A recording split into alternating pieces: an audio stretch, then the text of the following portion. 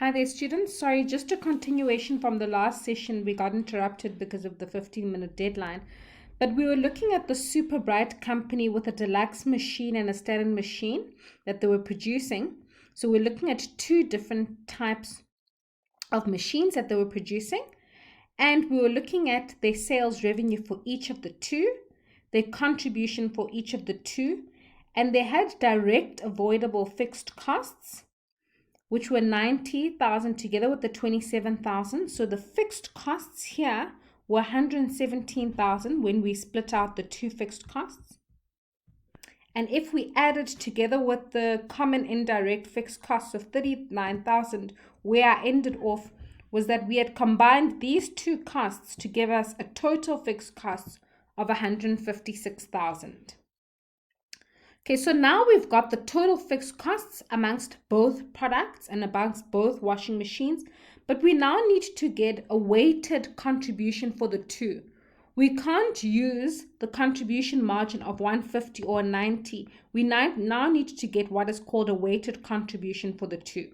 How we calculate that weighted contribution of the two is we now need to take into account what was sold during that period. Okay, so if we look at the sales revenue, we made, in the deluxe machine, we made total sales revenue of 360,000 and the selling price was 300. Okay, so how many units were sold? We can actually get 360,000 divided by the 300 price. 1,200 was sold. And we do the same for the standard machine. We get 120,000 units divided by the 200 selling price. 600 units were sold. Okay, so that's how we calculate these two. In total, the number of units sold, the total washing machines we've sold for the period was 1,800. And if we split up this weighting based on the units sold, we sold 66% were coming from the deluxe product and 33% were coming from the standard product. Okay, this is based on the units sold. Then how we calculate the average contribution, they had given us the contribution specifically for deluxe and for standard. Now we weigh it by the actual sales mix. Okay. The sales mix we've calculated is 66%, 0.67, and 33%. We multiply the 150 by the 66, and then we multiply the 90 by the 33%, which is 30. Then your weighted average contribution of the deluxe is 100 together with the standard of 30, gives you a weighted average contribution amongst both the products of 130.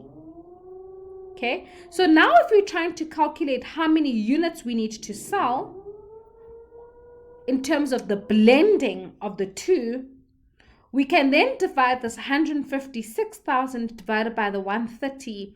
We need to sell 1,200 blended machines altogether.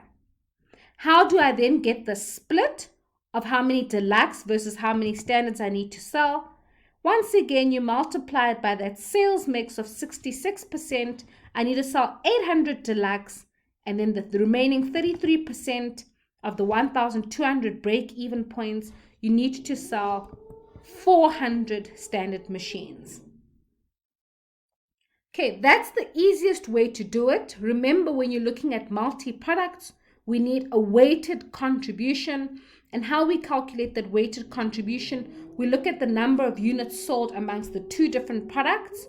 We weigh those products based on the total number of units sold. We get to a sales mix percentage.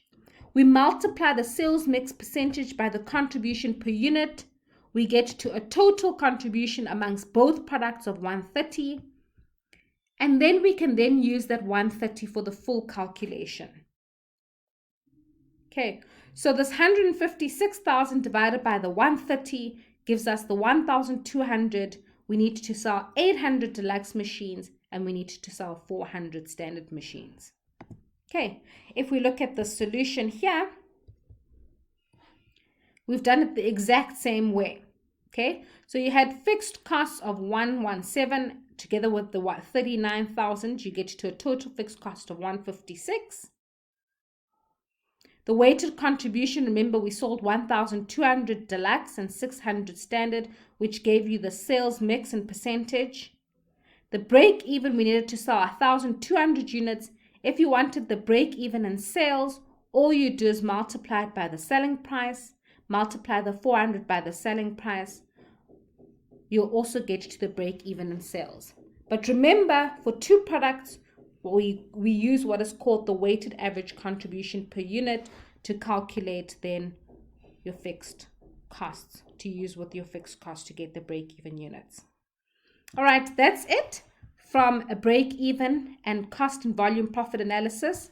The last session will then just be covering budgeting, which we'll look forward to covering, which is your last session. Thank you very much.